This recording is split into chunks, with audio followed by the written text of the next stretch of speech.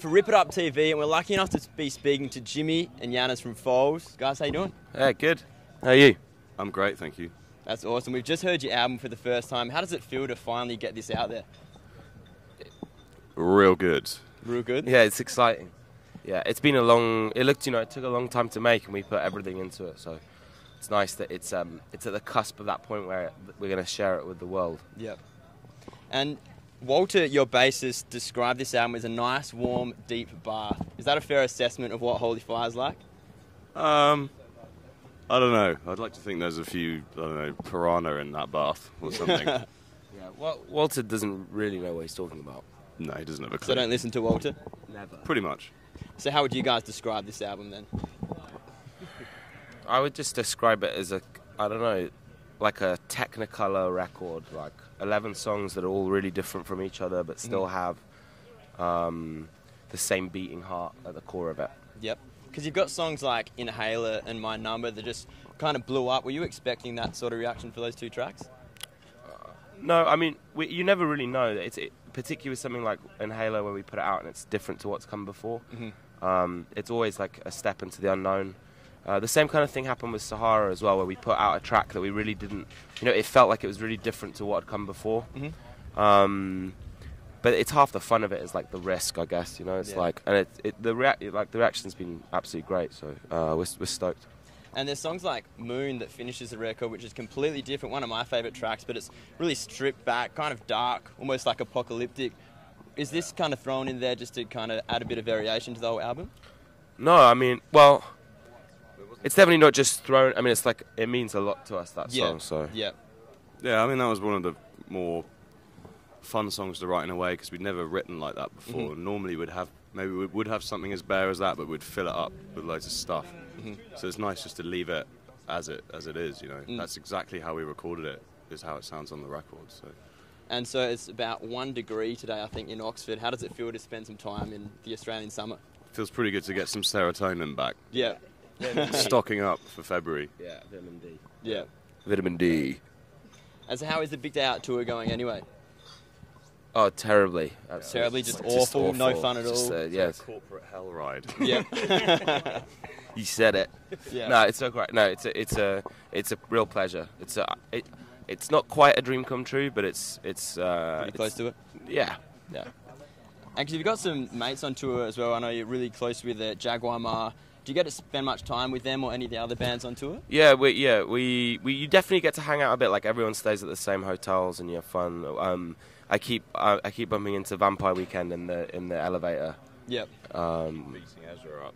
Yeah. we bully Vampire Weekend. Is there a bit of inter-band rivalry going on? No, we just bully them. Yep. Nothing back from them?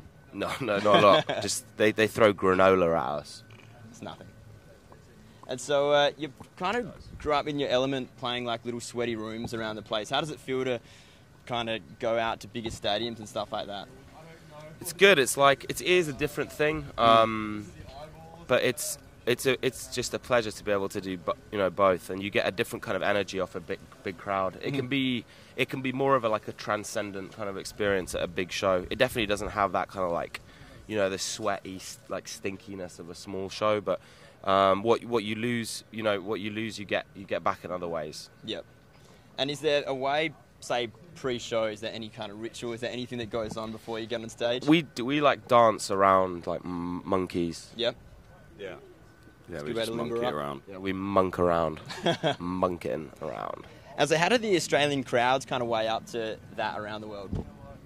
Do what? Say again? How do the Australian crowds kind of compare to a lot of other crowds around? They smell nicer than. They smell nicer? Yeah, they're other crowds. Bit less They're sweaty? more attractive.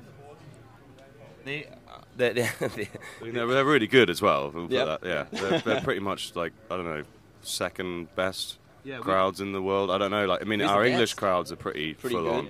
Yeah. But it's pretty special to be the other side of the world and have an amazing crowd. Yeah, it's home away from home, here in many ways. We feel a lot of love from the fans. Yeah. Well, because after this, you're going back to the UK, and you've got a big gig coming up in Royal Albert Hall. How did that all come about? We just wanted to play a space that wasn't, bands play the same kind of spaces a lot, and Royal Albert Hall's one of those venues that's so iconic, and it's classy as well. It's like it's a beautiful building. So we just somebody suggested that we do it, and we jumped at the chance to do it. So it's great. We've got 2 shows there in one day, which is going to be kind of. I mean, it'll be interesting. Intense. Yeah, it'll be intense. Yeah. But yeah, we're psyched. We're getting lots of green lasers, and we're gonna like deck it out. It's gonna be. It's nice to play at those sorts of places, like that. You know that the Queen's been in. You know. Yeah. Like the Queen sat there, and Led what's her Zeppelin's son? played there as well. Yeah, Led Zeppelin. What's the Queen's son called? Harry or Billy? Charles. Yeah, Prince Charles. Prince Willie. Yeah, Prince Willie's been there. Prince Billy. Yeah. Tragic. He's aged quite badly. Terribly. Yeah. I mean, the dude, he was like a global. His hairline's just creeping back. Yeah, I mean, each it's day. it's almost like an infinite horizon. There's Yeah. no. Yeah. And so with that show as well, you're coinciding it. You're teaching lessons for younger kids getting into the music industry. Yeah. About tips. What advice would you give to yourself, say 10 years ago, before you got into it? As you were getting into it? Think before you speak, and watch out for the sharks in the water. There are plenty of sharks around. There's just a lot of pitfalls. They're not necessarily always people, but there are pitfalls that you need to be aware of, and also to always go with your gut feeling. Never be persuaded into doing something that you don't feel is right. Cool. And so you guys just announced the other day you're coming back to Australia in September, October. I don't think. Yeah, we haven't announced that officially yet. Really? Rumours. There's rumours. Yeah. We're gonna cut that bit out, right? All right. Yeah. That's a fucking wrap. That's a wrap. Yeah, sweet. Yeah, so no, No, we not sure yet. No, I think we really want to. It's just not. It's not. It's one of those things where we don't want to say we're definitely doing it, and then if it for whatever reason it doesn't happen. Okay. Yeah, but we'd like to. Cool. Yeah. All right, guys. Jimmy and Yannis, thanks so much for joining us. The Foals. Thanks a lot. The creed of the culture now.